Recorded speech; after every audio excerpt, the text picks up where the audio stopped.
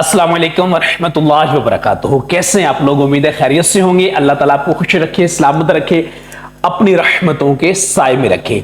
माशाअल्लाह, हज बैतुल्लाह पे जाने वाले खुशबख्त, खुशनसीब, किस्मत के धनी, मुकद्दर के सिकंदर वो लोग हैं माशाअल्लाह जो हज बैतुल्लाह के लिए जा रहे हैं। आइंदा चंद दिनों में फ्लाइट्स वगैरह शुरू होने वाली है। आप सबको मेरी तरफ से बहुत बहुत मुबारक हो।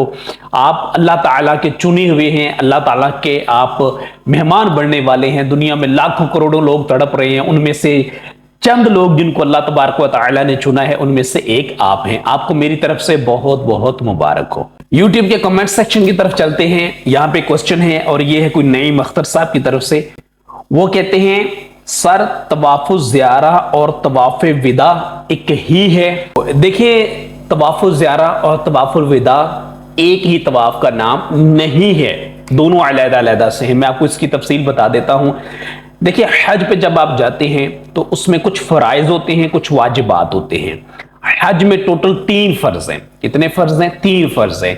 आप हालत एहराम में जाते हैं, मिना में जब 8 ज़िलहिज्जा को हज का एहराम बांध के नियत करके जाते हैं, ये पहला फर्ज अदा हो गया। दूसरा फर्ज होता है 9 ज़िलहिज्जा को जब आप मैदान अरफात में जाते हैं और वकूफ़ अरफा करते हैं। और तीसरा फर्ज है तवाफुल ज़ियारा। तवाफुल ज़ियारा कब कैसे करना है, इस हवाले से मैंने एक वीडियो भी यूट्यूब चैनल पे ऑलरेडी भी अपलोड की हुई है।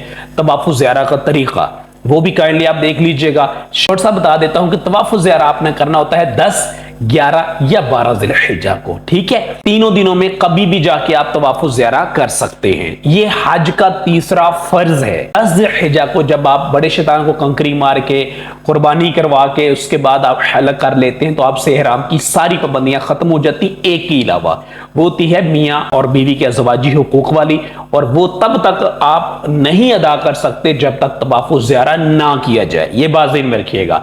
तो तवाफुल ज़ियारा हज का फर्ज है। अब हम आते हैं तवाफ़े रुखसत की तरफ, तवाफ़े विदा की तरफ। तवाफ़े विदा जो है ये बेसिकली जो अफाकी हाजी होते हैं, जो मिक़ात से बाहर से जाते हैं, जैसे हम पाकिस्तान, इंडिया वगैरह से जाते हैं, इन्होंने करना होता है जब इन्होंने मक्का मुकरमा से वापस आना होता है। ठीक है, मिसाल के तौर पे हज पढ़ने के बाद 3 दिन आपने वहां पे रुकना है, उसके बाद आपकी वहां से वापसी हो जानी है। तो अब जो आपने करना है ये तवाफ़े रुखसत होगा और ये हज का वाजिब है, इसको आप छोड़ नहीं सकते हैं, ये आपने करके ही वहां पे आना है। ये फर्क है दोनों में। ठीक है, पहला तो ये हो गया कि तवाफुल ज़ियारा जो है ये हज का फर्ज है और ये मखसूस दिनों में ही आपने अदा करना है, यानी 10, 11 या 12 ज़िलहिज्जा को। बात समझ गए? तवाफ़े विदा का मखसूस दिन नहीं है। हो सकता है कि हज अदा करने के बाद आपने 10 दिन मक्का में रहना हो, किसी ने 5 दिन रहना हो, किसी ने 3 दिन रहना हो, किसी ने 10 दिन रहना हो। ठीक है, तो वो जब वापस आएगा वो तवाफ़े विदा कर सकता है।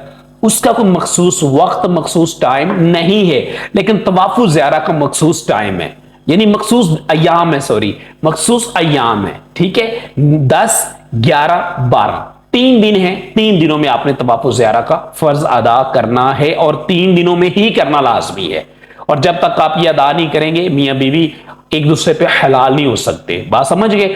लेकिन वो जो है तवाफ़े विदा, उसका मखसूस वक्त नहीं है, मखसूस टाइम नहीं है, वो कभी भी किया जा सकता है मक्का मुकरमा से जब आपने वहां से जुदा होना है, वहां से रवाना होना है, वहां से रुखसत होना है।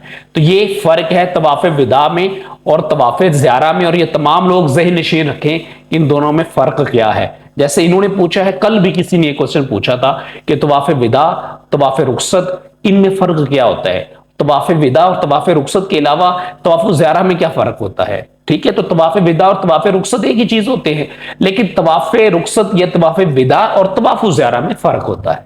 वो मैं आपको अर्ज कर चुका हूं। जब आपने हज पे जाना है, जहां अपने लिए दुआएं कीजिएगा, मेरे लिए भी कीजिएगा। अल्लाह ताला वो आसानियों वाला मामला फरमाए और हमें भी हज बैतुल्लाह के लिए बुलाए। अपना बहुत ख्याल रखिएगा। अस्सलाम वालेकुम वरहमतुल्लाहि वबरकातुहू।